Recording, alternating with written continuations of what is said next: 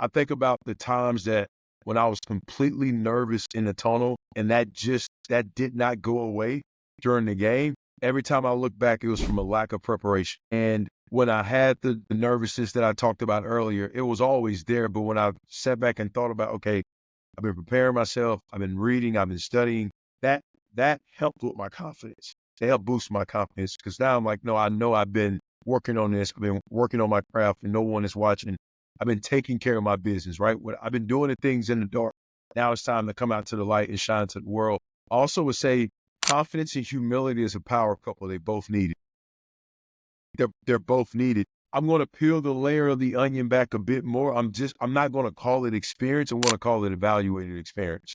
Because if we went into the local grocery store right now, and he's like, how many of you all have experience? Everybody's going to be like, well, I do. But how many of you have evaluated experience? Like you evaluated what you learned, you evaluated that class you took, you evaluated that life lesson, and you learned from it, you grew forward, and now you can come back into the space and be able to speak to it in a confident way. For me, not only did I play at that level, but I evaluated that experience and I looked at how does that experience in the NFL tie back into the corporate space. That's what we want to call it. So that helped me with my confidence. Like, no, I know this. And I've been able to see that regardless if it's the boardroom or the football field, people really want to feel like their value needed and cared for.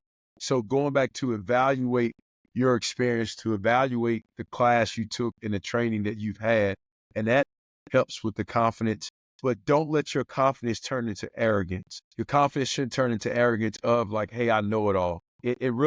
It irks me when I hear somebody say, well, I've had 30 years of this experience. I've had 30 years of doing this. I'm like, so basically when you make this statement, you're pretty much saying like, you don't want to hear anything else.